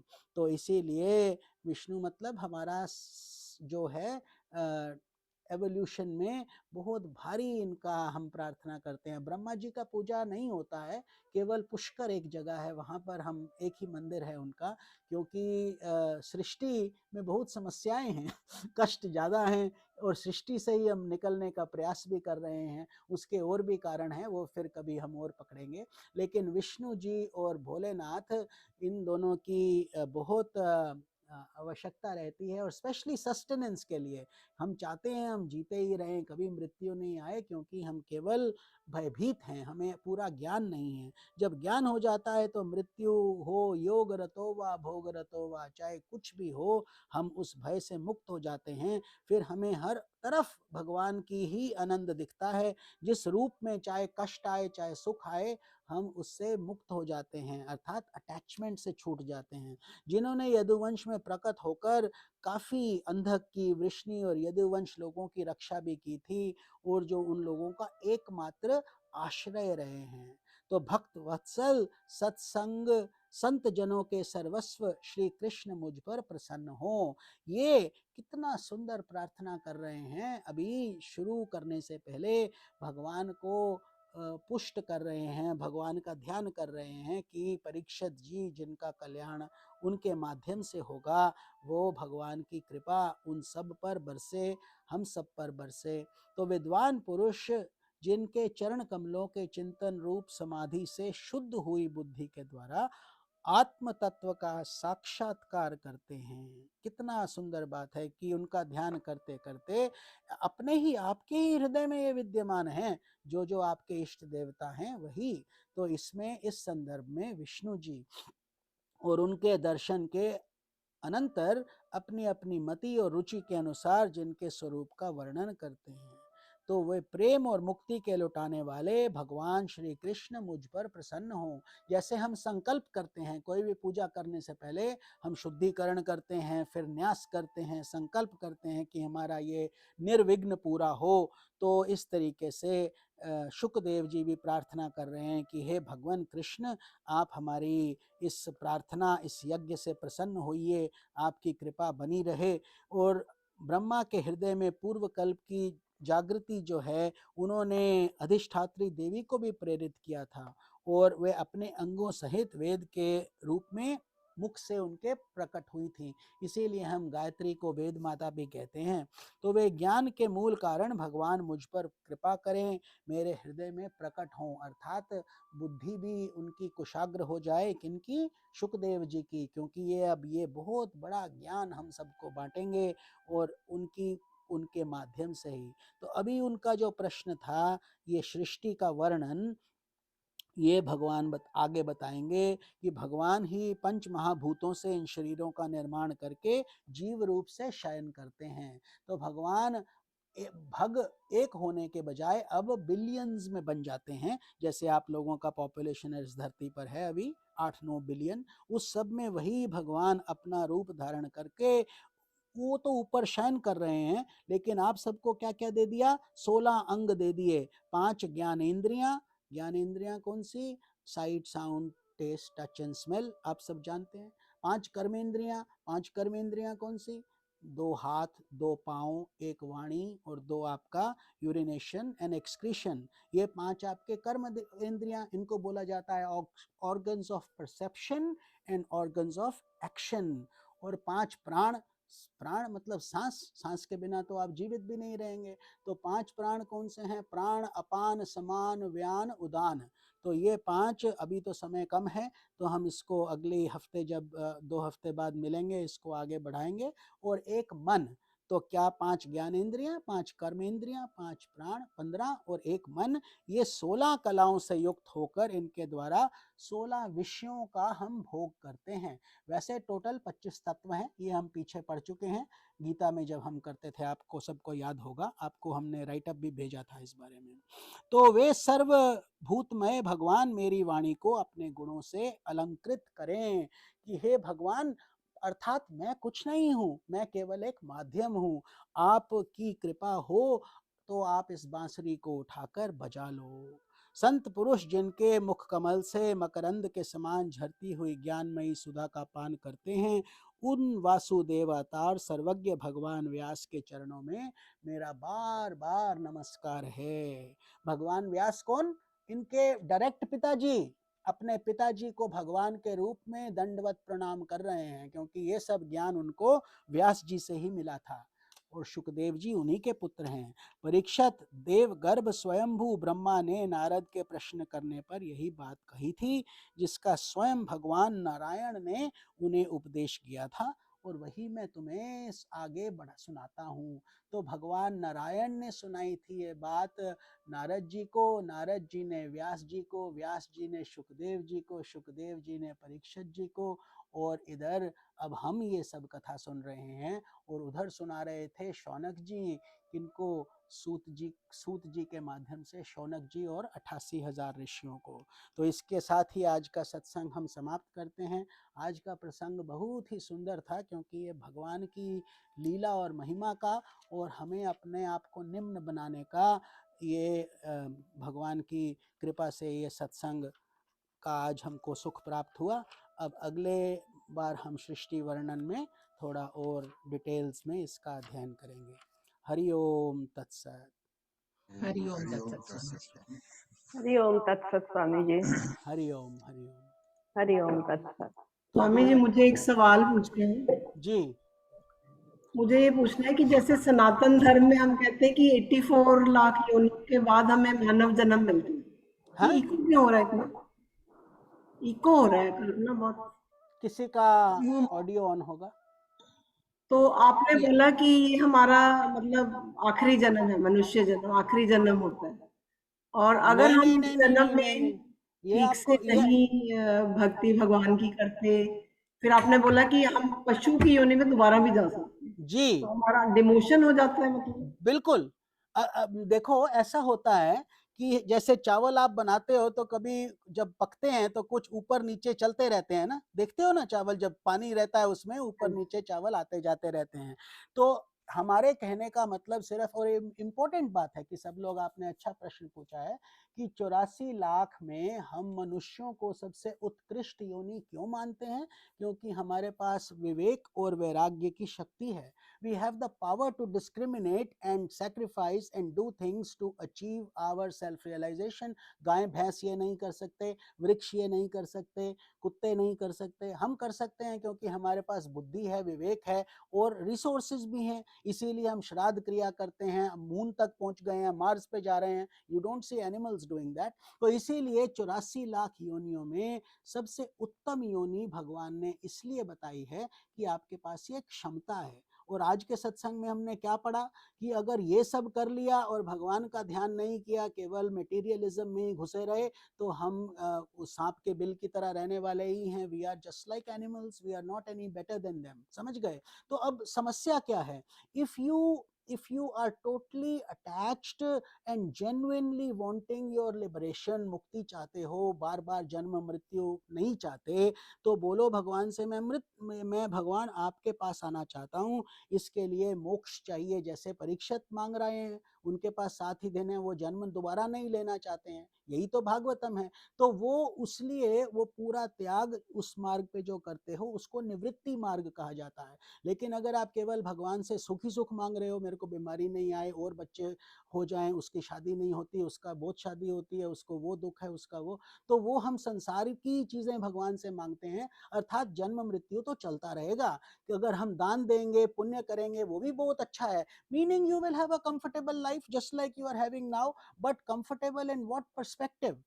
You will still die, you will still have pain, you will still be born, and birth, diseases, all these things we will have to deal with, no matter how comfortable we might be, no matter how financially successful we might be, isn't it? तो इसीलिए जो आपका प्रश्न है उसको बहुत ध्यान से सुनना पड़ेगा।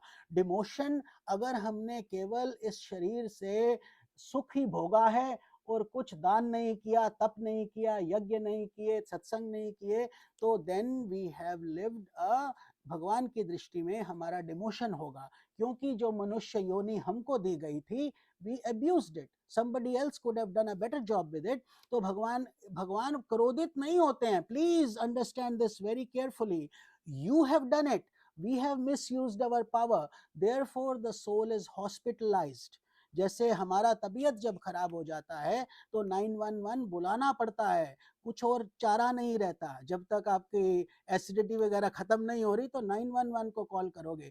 तो ऐसे ही भगवान आपको थोड़ी देर के लिए हॉस्पिटलाइज कर देते हैं, ताकि हम थोड़ा जो चीजें हमें वृत्तियां बहुत आनंद दे रही थी, काम वासना थी, ये था, धन था, पार्टीज थी, जो भी था, तो वो करो, अब करो। सुअर की योनि ले लो, खूब मिट्टी में काम वासना भी पूरी कर लो और खाना पीना भी खाते रहो, सारा उम्र यही करो, तो फिर वो धीरे धीरे खत्म होता है। Then you keep coming back. So this is why wise sages and saints say कि आउट ऑफ 8.4 मिलियन योनीज, since yours is the most efficient, most brilliant, you can, but you have to be sincere and spiritualize yourself and want this mukti. If you don't want mukti, you will not get it, you will keep coming back and you will be comfortable। जैसे अभी आप सब लोग comfortable तो हो, क्या problem है? लेकिन जब कोई दुख आता है, हमारा पति हमसे छिनता है, हमसे हमारी पत्नी हमसे छिनती है, हम किसी बच्चे का मृत्यु देखते हैं, जहां देखो दुख ही दुख है। नानक दुखिया सब संसारा, सो सुखिया जो नाम धारा।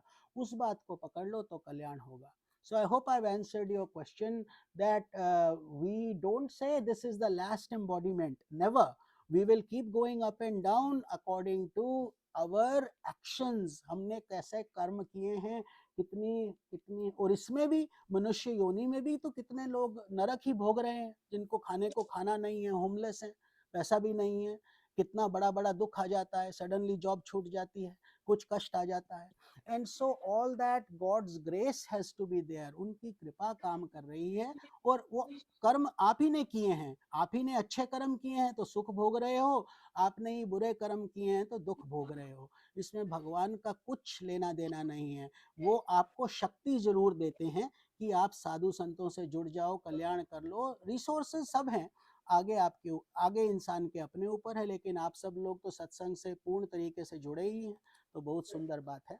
So I hope I have addressed your question। तो स्वामी जी, हम लोग सारे जो इंसान हैं, ये भी हम डिफरेंट नंबर ऑफ बर्थ्स में होंगे। हाँ जी, Like one may be having 10th birth, one may be having first birth। sure, there is no counting। This is, you cannot, this is infinite। Think of you in a circle। If you are in a circle, you will continue to be in that circle। What difference does it make I have done 10 circles or a million circles? You will continue to circulate there only। You have to find an exit that takes you out of that। Janma mrityu is the circle। तो ऐसे ही it doesn't matter whether somebody has the first birth or 10th birth or 100th birth. Yes, absolutely, you will continue, but how is that going to help you with your spiritual evolution? इसीलिए उनको बोला जाता है ऐसे प्रश्न के लिए कि ठीक है, just for knowledge it's okay, but for practical implication it has no benefit to you at all. उसके लिए आप ये देखो, right now what you can do, इस शरीर में आप क्या कर सकते हो, क्योंकि अभी आप उसको न्यूट्रलाइज कर सकते हो जितना जितना। देखो, दूसरा बात ये है कि पाप और पुण्य भी दोनों आपकी दृष्टि पर निर्भर करते हैं। कुंती बोलती थी मुझे कष्ट दिया करो भगवान, क्योंकि जब आप मेरे को कष्ट देते हो तो मैं सब कुछ भूल कर आप ही को ध्यान करती हूँ।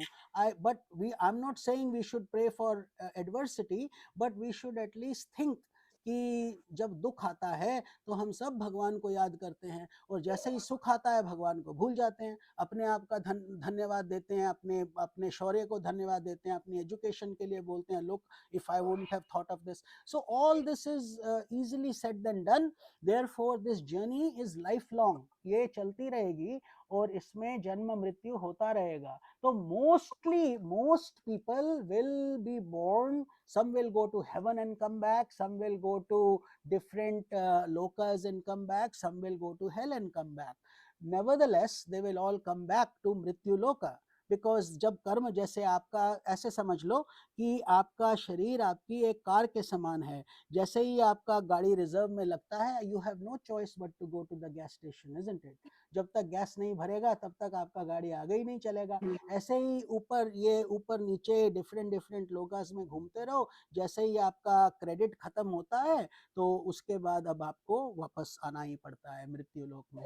That is the difference between जो है pravritti marg and nivritti marg. Pravritti marg is to keep you in the life circle of life and death, and nivritti marg is to take you out of the circle of life and death. Up to you, there is no, God doesn't mind. लेकिन भगवान कहते हैं आज नहीं तो कल तुमको वो बुद्धि आएगी ही कि मैं मुक्ति चाहता हूँ। तो जो समझदार लोग हैं परीक्षित की तरह, या जो भी भगवान से जुड़ते हैं, उनकी साधना बढ़ती है, वो केवल भगवान से छोटी छोटी चीजें नहीं मांगते कि मेरा ये ठीक कर दो, वो ठीक कर दो, जॉब दिला दो, पैसा दिला दो, लॉटरी निकल आए। वो कभी ऐसी बातें नहीं करते हैं। वो बोलते हैं भगवान आप जो करेंगे वही हमें, आपके सुख में मेरा सुख। जो भगवान को मांग ले वही वास्तव में सबसे बुद्धिमान इंसान वही है जो भगवान की दी हुई वस्तुओं को मांगा। तो क्या मांगा, भगवान को ही मांगो ताकि सब कुछ साथ मिल जाए। That is the meaning. ठीक है, थैंक यू। स्वामी जी, आपने अभी मेंशन किया था एक गीता जी का श्लोक, वो किस अध्याय का कौन सा श्लोक है बता दीजिए, ओ जो जिससे हम यदा यदा ही धर्मस्य ग्लानिर्भवति नहीं, भारत। नहीं, उद्धरेत नहीं। अवाद आत्मानम, या ये हाँ, मेरे को एग्जैक्ट चैप्टर का याद नहीं है, मैं आपको भेज मैं दूंगा। बता दूंगी शोभा तुमको, मुझे पता है कौन सा चैप्टर का, मैं बता दूंगी। आप देख लेना, आप लोग रोज जी, गीता मुझे पढ़ते पता हो है तो। जी। वो धन्यवाद। ठीक है। और सबसे पहले मैं एक बात कहनी है मुझे कि प्लीज आप अपने आप को म्यूट रखें। आज भी कई लोग अनम्यूट थे तो स्वामी जी के बोलने में काफी डिस्टरबेंस आ रहा था। जब पूरा हो जाए उसके बाद हाथ खड़ा करके फिर जब स्वामी जी बोलें तब आप प्लीज अपने आप को अनम्यूट करें। मेरी रिक्वेस्ट है हाथ जोड़ के सब लोगों से। हाँ, उमा जी कुछ पूछना चाहती हैं? जी हाँ, मैं स्वामी जी, मैं आपसे पूछना चाहती हूँ, आपने बिगनिंग में बोला था कि इस आत्मा का बहुत लंबा सफर है, तो मैं ये जानना चाहती हूँ, जैसे हर एक इंसान में अपने अपने गुण होते हैं, जैसे आत्मा कोई इविल सोल होती है, कोई अच्छी होती है, किसी में गुण ऐसे होते हैं क्रोध ईर्ष्या सब। तो जब आत्मा ट्रांसफर होती है तो वो गुण उसी में साथ ही चले जाते हैं कि वो बदल जाते हैं? नहीं, बिल्कुल साथ जाते हैं। जो आपने बोया है वही काटोगे। जो फसल आपने बोई है, बोए पेड़ बबूल का तो आम कहाँते होए। अगर हमने कांटे बोए हैं तो कांटे ही साथ जाएंगे, फूल बोए हैं। वास्तविकता क्या है उमा जी की दोनों साथ साथ रहते हैं। सुख और हम कुछ काम अच्छे करते हैं, कुछ बुरे कर देते हैं, तो हम एक हाथ से अपने आप को चाटा मारते हैं, दूसरे हाथ से सहला लेते हैं, क्योंकि ये हम सबका ये प्रोसेस चलता ही रहता है all life long, because none of us are perfect. We get angry, we get jealous, we get frustrated। तो ये सब भगवान ने अंदर ह्यूमन इमोशंस बना के दी हैं आपको। और साथ ही साथ क्या दिया है, काइंडनेस भी दी है, भक्ति भी दी है, शक्ति भी दी है, सोशल एस्पेक्ट्स भी दिए हैं, संसारिक वो भी दिया है वैभव। तो हर तरीके से ये थोड़ा सा खिचड़ी बन जाता है हमारे अंदर ही, same individual. It's not like somebody is either fully good or somebody is totally bad। ये हमारी बात हो रही है। इसीलिए हमारे जो स्क्रिप्चर्स आप देखते हैं मोस्टली आसुर और सुर में युद्ध रहता है ऑल द टाइम। द युद्ध signifies the victory of evil by goodness, by purity. तो जो भी जो अच्छाई है वो बुराई को अंत करेगी। इसीलिए उसको बोला जाता है क्या कि सत्यमेव जयते, सत्य की धर्म की हमेशा ही जीत होती है। तो ये सब हमको खुद को सोचना है कि ऐसा कुछ नहीं है कि जब आत्मा साक्षात्कार प्राप्त कर लेती है, एनलाइटनमेंट प्राप्त कर लेती है, अर्थात एनलाइटनमेंट का क्या मतलब, कोई ये थोड़ी है कि सडनली 1000 वॉट का बल्ब जल जाएगा and you will be all enlightened. ऐसा थोड़ी होता है। एनलाइटनमेंट मतलब प्योरिटी आ गई, शुद्धता हो गई, जो भगवान है वही आप हो, जो आप है वो भगवान है। हमने अब क्या करा है, हमने अपने अंदर जो था, भगवान का वास तो है, लेकिन भगवान के आसपास उतने ही हमारे सड़े हुए टमाटर, ये वो कई सालों की गुस्सा, फरेब, धोखेबाजी, चोरी चकारी, कितने जन्मों में क्या क्या किया है, वो सब आपके ही, हम सब के भी चित्त में बैठा है। It's all in the unconscious and subconscious. तो वो हमारे साथ साथ जाता है, चाहे इस बारी मरे, चाहे 1 मिलियन बर्थ्स बाद मरे, वो सब चलता चला जाता है। कब तक चलेगा? जब तक हम मुक्त नहीं हो जाएंगे। मुक्ति कैसे होगी? यही करके जो अभी आप लोग कर रहे हो, यही ज्यादा करते चले जाओ और भक्ति में बढ़ते चले जाओ, गुरु से जुड़ते चले जाओ और अपनी आंखों में आंसू भरते चले जाओ और भगवान से इतना जुड़ जाओ कि संसार पीछे रह जाए। तो जब एकदम शुद्ध हो जाओगे, प्यूरिफिकेशन पूरा हो जाएगा, उस समय भगवान की इच्छा से, ये अपने आप नहीं मिलती है मुक्ति वगैरह, ये भगवान की कृपा से। बट आपकी मेहनत के बिना तो 0% चांस है आपको मिलने का, लेकिन 100% मेहनत करोगे तो आपकी प्रोबेबिलिटी बहुत हाई हो जाती है। Just like a student who has studied for the exam, he has prepared for the exam, there is no doubt he will pass it, whether in this embodiment or in the next few embodiments that may be under review by God's discretion। लेकिन वो जरूर फिर उन भक्तों को मुक्त करते हैं। लेकिन जब आप जीवन मुक्त संतों के साथ जुड़ जाते हैं तो इसका तो मतलब ही यही है कि अब आपका रास्ता खुलने वाला है। अभी अंधेरा है, धीरे धीरे पौ फटेगी और सूर्य आ जाएगा। लेकिन जब तक आप इस मार्ग पर पूर्ण रूप से नहीं चलते, तब तक आपकी बात बिल्कुल सही है कि कौन सी आत्मा किस लेवल पे है। All that ups and downs will continue and we also are in that same situation of plus and minus, merits and demerits। तो उसको धीरे धीरे तो करना क्या है, अपने भक्ति को बढ़ाओ और अपने अंदर के राग, द्वेष, काम, क्रोध, मोह, मत्सर्य, इस सब को कम करो। तो ये we have to progressively move and it is by actions only, not just by knowledge। knowledge can be plentiful, हमको सबको पता है अच्छे काम ही करो, बुरे काम नहीं करो, खत्म, एंड ऑफ स्टोरी। बट उसको अब जियो, उसका एक एक बात में, कभी कभी छोटी छोटी बात पे इंसान झूठ बोल देता है। आज मेरी तबीयत अच्छी नहीं है, बॉस को बोल दिया, तबीयत को कुछ भी नहीं हुआ, थोड़ी देर में शॉपिंग करने जा रहे हो। तो फिर ये कहाँ से भगवान मिल जाएंगे जब हम ऐसा एटीट्यूड रखेंगे। तो we have to be totally pure. जैसे भगवान की जो शक्ति है उससे जब आप जुड़ोगे, अब आपको अनुभूति होगी। दैट इज व्हाट्स कॉल्ड अनुभूति, experience, and that is what will happen through God's grace only। we can put in effort, yes। ठीक है उमा जी? जी स्वामी जी, आपका बहुत बहुत धन्यवाद। काफी समय आपका ले लिया है। आज डॉक्टर साहब का नंबर शायद नहीं आ पाएगा नेक्स्ट टर्न पे। बिल्कुल आएगा, ये हो ही नहीं सकता कि डॉक्टर साहब का नंबर नहीं आए। प्रणाम श्री राम जी। जी, और उनका शोभा तिवारी के उनका जवाब दे दूं। ये अध्याय 6 का 5वां श्लोक है। और स्वामी जी आपने जो पढ़ा था उद्धरेत आत्मा, अध्याय 6 का, हाँ राइट, जी 5वां, जी अध्याय 6 का 5वां। जी ठीक है, वेरी नाइस शोभा जी। और किसी को कोई, श्री राम जी कुछ, आप भी बहुत दिन बाद आपको और पापा जी को देख रहे हैं। Very nice. रेखा जी को, सबको प्रणाम। हरिओम हरिओम। रेखा जी, पापा जी प्रणाम। जल्दी से आ जाना मिलने के लिए। स्वामी जी बहुत ही बढ़िया रहा लेक्चर। 2 सवाल है क्विकली। आपने पहले ही बात ये की कि ये मन से नहीं मिल सकते, मन से परे है, बुद्धि से परे है भगवान। तो इसका अर्थ ये है कि इंटीग्रल योगा हम जो कर रहे हैं, मन चित्त बुद्धि, उससे हमारा मन पवित्र हो जाता है, उसके बाद वो रेवलेशन हो जाएगा और कृपा हो जाएगी। जी तो वो फेमस सेंटेंस है ना वेदों का, न कर्मणा न मनसा, यही उसका मतलब है क्या? हाँ, और शंकराचार्य जी का भी मनोबुद्धि चित्तादि ना हम, है ना, वो जो पहला श्लोक है उनका अष्टकम में। तो yes, I mean I am validating what you are saying. अंत में क्या है कि मन का नाश करना, मनोनाश करना ही मन की सफलता है। शुरू में हम क्या करते हैं कि मन को फीड करते रहते हैं इंटेलेक्चुअल थिंग्स, दिस दैट, कि संसार में बड़ा होके हमने क्या बनना है, हमको पढ़ाया जाता है, लिखाया जाता है, और हम सब संसार को अपने अंदर भर लेते हैं। स्पिरिचुअलिटी में क्या करना है, जो संसार को भर रखा है उसको धीरे धीरे बाहर निकालो। रिवर्स रिवर्स द प्रोसेस, है ना, जो जो किया है अब उसको धीरे धीरे। But that doesn't mean that you stop talking to people और just say I am antisocial now, I only love God. ऐसा नहीं है, वो सब आप करो, लेकिन अंदर से आपकी जो वृत्ति रहेगी वो सब चीजों में, सब में आप भगवान का वास देखो, अपने मित्रों में, दुश्मनों में, सब चीजों में, और इस मार्ग को आप पूर्ण रूप से इससे जुड़ोगे। तो फिर क्या होगा श्री राम जी, धीरे धीरे ये जो विद्यारण्य जी का जो है जीवन मुक्ति विवेक, उस बारे में सोचिए।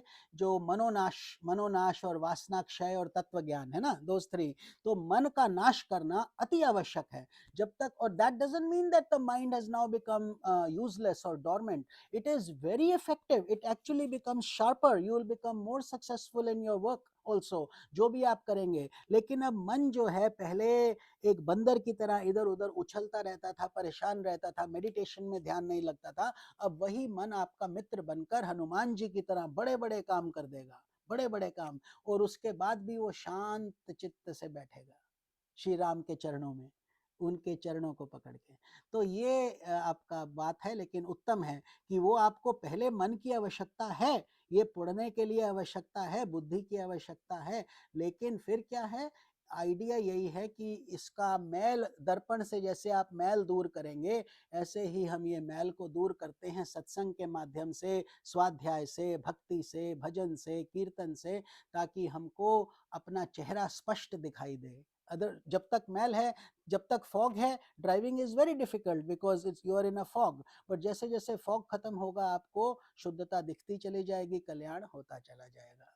तो ये तो आपका, और कोई क्वेश्चन भी था श्री राम जी?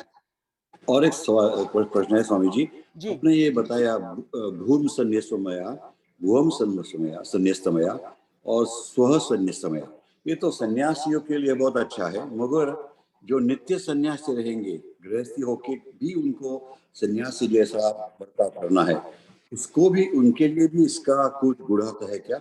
बिल्कुल है, बिल्कुल। सीधा जस्ट बिकॉज वो जो जिन्होंने ये विधिवत संन्यास ले लिया, अर्थात अब उन्होंने अपने शरीर का एक रूप से त्याग कर दिया, कि शरीर का तो दाह संस्कार हो गया। वो दाह संस्कार के मंत्र है ना, कि अब हमारा शरीर नहीं रहा, अब ये शरीर केवल विश्व के कल्याण के लिए लगेगा, और अब ये प्रतीति मात्र है। लेकिन अब गृहस्थ जो हैं, सन्यासी भी तो गृहस्थ से ही आते हैं, है ना, माता पिता से ही सन्यासी भी पैदा होते हैं। तो जो गृहस्थ हैं वो भी इस मार्ग पर चलना चाहें तो आवश्यक नहीं है कि वो सन्यास लें, लेकिन वो मेंटल सन्यास अवश्य ले सकते हैं। मतलब मानसिक रूप से आप सन्यासी बनकर ही जिए, शुद्धता रखें, और हर चीज में भगवान का ही ध्यान करें। और कितने बड़े बड़े ये हमारे जितने भी भगवान हैं, इन सब की आदि अर्धांगिनियां हैं ना, विष्णु जी की लक्ष्मी जी भी हैं, भूदेवी भी हैं, और ब्रह्मा जी की सरस्वती जी हैं,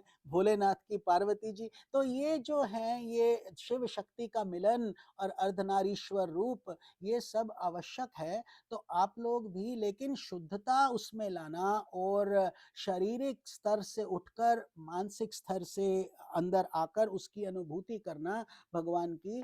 तो वो तो जैसे आपका तो घर बोल दो, आश्रम बोल दो, मंदिर बोल दो, सब एक ही बात है, क्या फर्क पड़ता है, क्योंकि आप उसको जी रहे हो।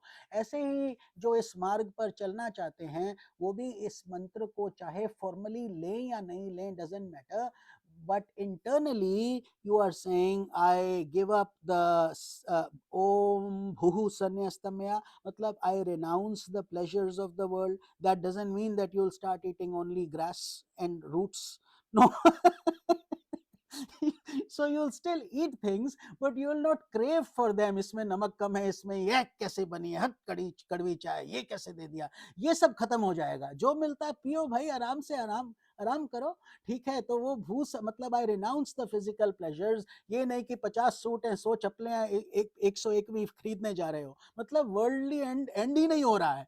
तो वो सब बात हो रही है कि that is what you when you say ओम भू संन्यस्तमया, I give up the pleasures of the world, what more do you need. इसीलिए you have everything, small roti kapda makaan आराम से मिलता है, भजन करो, आनंद करो।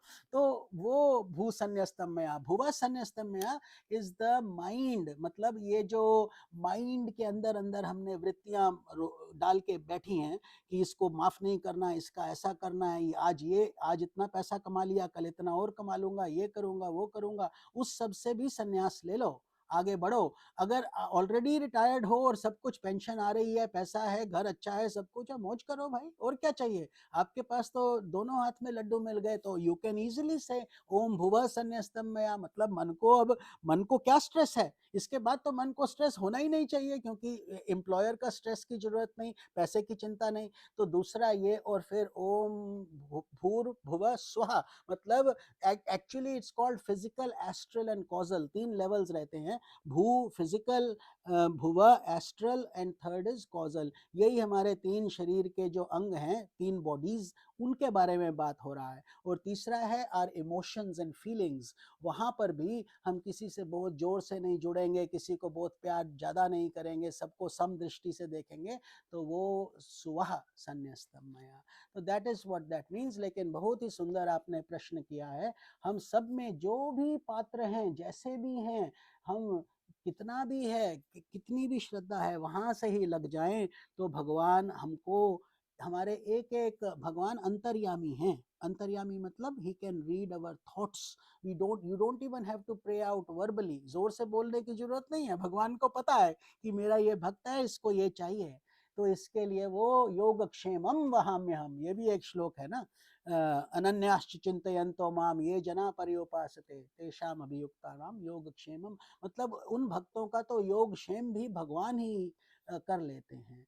तो अति सुंदर आपके दोनों प्रश्न हैं। हमारी भी यही प्रार्थना है और इच्छा है कि आप सब लोग जिस मार्ग पर चल रहे हैं इसको श्रद्धा पूर्वक आगे बढ़ाते रहे, इस यात्रा को कल्याण होता रहे। और ये भागवतम तो बहुत ही उत्तम शास्त्र है भक्ति रस को आगे बढ़ाने के लिए। जी अति उत्तम स्वामी जी, अति उत्तम। हरिओम। या सब लोग अनम्यूट करके स्वामी जी को प्रणाम कर लें। जी हरिओम, आप सबको प्रणाम। जी स्वामी जी, आपका बहुत बहुत धन्यवाद। Thank you. बहुत टाइम ले लिया हमने। चलो नहीं बिल्कुल नहीं, 3 त्र्यंबकम तो बोलने पड़ेंगे अंत करने से पहले। जी वो तो हाँ, जरूरी है, क्योंकि सबके तो मंजू स्वास्थ्य के बहन के लिए, स्वास्थ्य के लिए भी, पापा जी के स्वास्थ्य के लिए भी बहुत जरूरी है वो। हाँ, पापा जी के लिए, मंजू जी के लिए, और जी जहाँ जी जहाँ जी पर भी कष्ट है सब लोगों के जी। और स्वास्थ्य आपके अच्छा। हाथ भी, मेरे को अभी हाथ में ये बंधा हुआ दिखाई दे रहा है, इसका मतलब भी ठीक नहीं है। ना चलता जाता है, कुछ ना कुछ, अब आयु बढ़ता है धीरे धीरे, कुछ तो ना कुछ आपके तो हाथ के रहेगा। लिए भी, सबके लिए हाँ करेंगे। ठीक है, सबके लिए, पूरे विश्व के कल्याण जी के लिए, म्यूट जहाँ कर लें जहाँ सब कष्ट लोग। है दूर हो। ठीक। तो 3 त्र्यंबकम हम बोलकर आज के सत्संग को विराम देंगे। ओम त्र्यंबकम यजामहे सुगंधिम पुष्टिवर्धनम उर्वारुकमिव बंधनान् मृत्योर्मोक्षीयमामृतात्। ओम त्र्यंबकम यजामहे सुगंधिम पुष्टिवर्धनम उर्वारुकमिव बंधनान् मृत्योर्मोक्षीयमामृतात्। ओम त्र्यंबकम यजामहे सुगंधिम पुष्टिवर्धनम उर्वारुकमिव बंधनान् मृत्योर्मोक्षीयमामृतात्। ओम सर्वेषां स्वस्ति भवतु, सर्वेषां शांतिर्भवतु, सर्वेषां पूर्णं भवतु, सर्वेषां मंगलं भवतु, सर्वे भवन्तु सुखिनः, सर्वे सन्तु निरामयाः, सर्वे भद्राणि पश्यन्तु, मा कश्चित् दुःखभाग् भवेत्। असतो मा सद्गमय, तमसो मा ज्योतिर्गमय, मृत्योर्मामृतं गमय। ओम पूर्णमदः पूर्णमिदं पूर्णात् पूर्णमुदच्यते, पूर्णस्य पूर्णमादाय पूर्णमेवावशिष्यते। ओम शांति शांति शांति। ठीक है, हरिओम तत्सत। सबको जय श्री कृष्ण। फिर हरिओम तत्सत स्वामी जी, हरिओम तत्सत। हरिओम। फिर जय श्री दो कृष्ण। हफ्ते बाद मिलेंगे। हरिओम जय तत्सत स्वामी जी। स्वामी जी। सबको शुभ आशीर्वाद, शुभ